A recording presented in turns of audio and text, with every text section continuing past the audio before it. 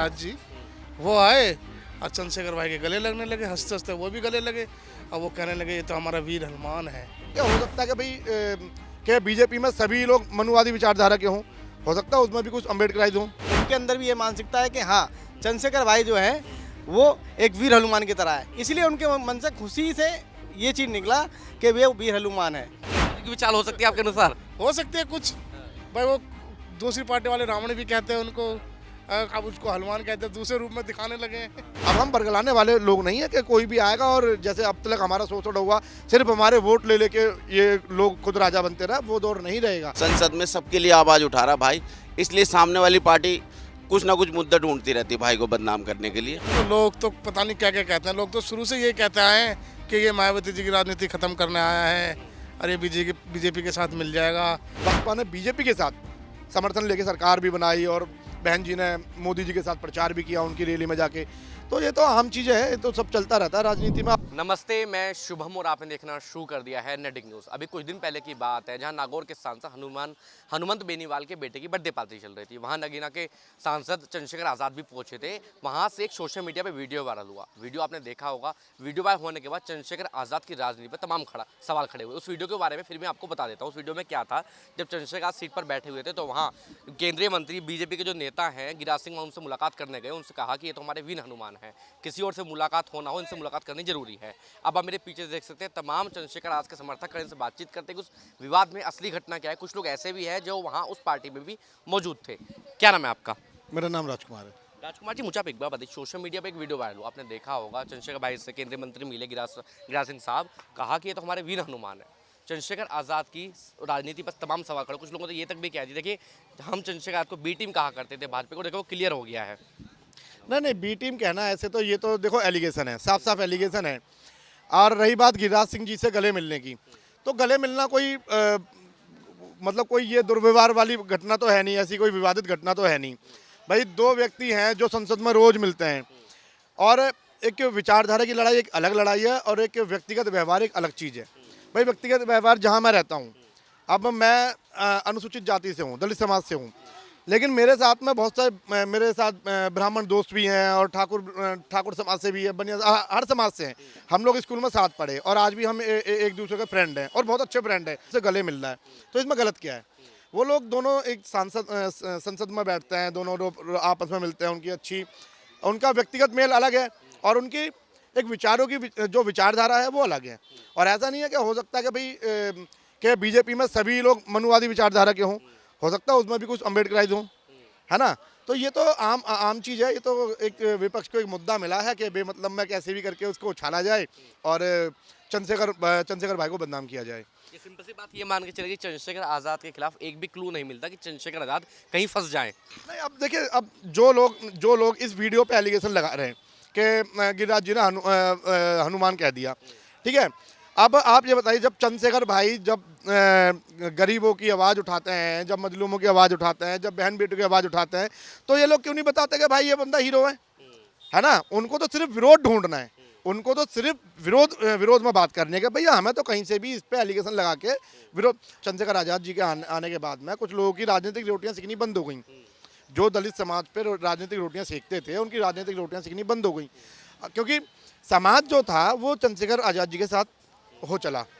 तो अब कुछ लोग जो दलित लीडर बनने की कोशिश करते थे या जैसे भी थे, तो उन लोगों की राजनीतिक रोटियां सिकनी बंद हो गई। तो अब वो ये चाहते हैं कि कैसे भी करके हम चंद्रशेखर आज़ाद को बदनाम करें और क्या कहते हैं दलित को अपना वोट बैंक बना के अपने पास रखें। फर्क पड़ता है इन सब चीज़ों से? वैसे समाज में कुछ फर्क पड़ता है? देखो, समाज अब वो समाज नहीं है, अब ये पढ़ा लिखा। अब जब बाबा साहब अम्बेडकर जी ने हमें संविधान में पढ़ने के अधिकार दिलाए हैं और हमारे कई महापुरुषों ने संघर्ष किया, मानवर काशीराम साहब ने हमें राजनीतिक लड़ाई भी लड़नी सिखाई है और हमारे तमाम महापुरुषों ने संघर्ष करके हमें इस मुकाम पर पहुंचा दिया है कि हम अपने हक अधिकारों की आवाज़ जहां मर्जी से उठा सकते हैं और ये देख सकते हैं, ये समझ सकते हैं कि कौन व्यक्ति है जो समाज के हित में काम कर रहा है। अब हम बरगलाने वाले लोग नहीं है कि कोई भी आएगा और जैसे अब तक हमारा शोषण हुआ सिर्फ हमारे वोट ले लेके ये लोग खुद राजा बनते रहे, वो दौर नहीं रहेगा। मैं बता रहा हूँ, आने वाला समय बहुजन समाज का है और अब लीडरशिप हमारे हाथ में होगी।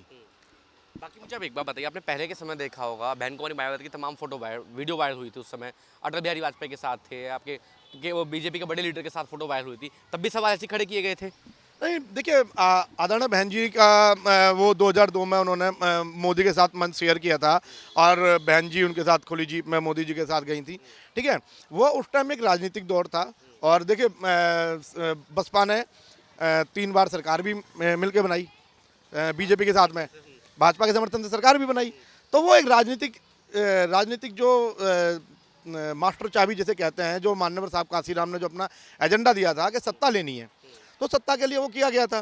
तो उसमें तो तमाम ऐसा रहा कि भाई बसपा ने बीजेपी के साथ समर्थन लेके सरकार भी बनाई और बहन जी ने मोदी जी के साथ प्रचार भी किया उनकी रैली में जाके। तो ये तो आम चीज़ें हैं, ये तो सब चलता रहता है राजनीति में। अब आप देखो, बहन जी ने तो मुलायम सिंह जी के साथ भी मंच शेयर कर लिया है ना। तो ये तो सब राजनीति में चलता था, राजनीतिक चीज़ें। राजनीतिक लड़ाई अलग है, व्यक्तिगत विचारधारा अलग है और एक विचारों की विचारधारा अलग है। ये सब तीनों चीज़ अलग अलग है। आपका क्या नाम है? मेरा नाम गुलशन वाल्मीकि है। गुलशन भाई, मुझे आप एक बात बताइए, वो वीडियो जो वायरल हुई, आप तो खुद बता रहे थे कि आप वहाँ मौजूद थे, क्या पूरा मामला था, कैसे हुआ वो सब? गिरिराज वाला ऐसा हुआ, हम वहाँ पर पार्टी में गए थे, हनुमान बेनीवाल जी के लड़के का जन्मदिन था, तो वहाँ पर गए थे। ऐसी हंसी मजाक चल रही थी, चंद्रशेखर भाई भी बैठे थे। तो उधर से जो दूसरे सांसद है गिरिराज जी, वो आए और चंद्रशेखर भाई के गले लगने लगे, हंसते हंसते वो भी गले लगे और वो कहने लगे ये तो हमारा वीर हनुमान है। अब उसको लोग राजनीति, आप जैसे लोग राजनीति मुद्दा बना दो और लोग राजनीति, जैसे लोग मुद्दा नहीं बना रहे, हम जैसे लोग अगर मुद्दा बना रहे तो हम लोग आपके पास नहीं आते। मीडिया ही इस मामले को उठा रहा है कि भाई बी पार्टी है, बी पार्टी कह रहा है, और वो ऐसा तो कुछ नहीं है, ऐसा कुछ नहीं हुआ वहाँ। बस वो गले मिले, वो वीर हनुमान कहकर चले गए। अब जो लोग ये कह रहे हैं, फर्क पड़ता है समाज पर, जो लोग कह रहे हैं कि भैया तो भाजपा की बी टीम है, देखो वीर हनुमान खुद बता दिया उन्होंने, तो भाजपा ने खड़ा किया चंद्रशेखर आजाद को। तो देखो, लोग तो पता नहीं क्या क्या कहते हैं, लोग तो शुरू से ये कहते आए हैं कि ये मायावती जी की राजनीति खत्म करने आया है और ये बीजेपी के साथ मिल जाएगा। पर हमें पता है ना कहाँ तक जो भाई के साथ उन्होंने बीजेपी ने शोषण किया है। सहारनपुर की जेल के अंदर 16-16 महीने रखा उनको, किस तरह से दिल्ली में केंद्र की सरकार, पुलिस उसके हाथ में है, किस तरह से भाई के रीढ़ की हड्डी में इतना गैप डाला, किस तरह से हमारे लोगों की आवाज़ उठाने में भाई को ये सज़ा मिली, किस तरह से भाई ने संघर्ष करा, वो हमको पता है। अब लोग कुछ भी कहें, बी टीम कहें, पर हमें पता है जहाँ भी अत्याचार होता है दलितों के साथ, तो भाई चंद्रशेखर आज़ाद, भीम आर्मी, आज़ाद समाज पार्टी जाती है।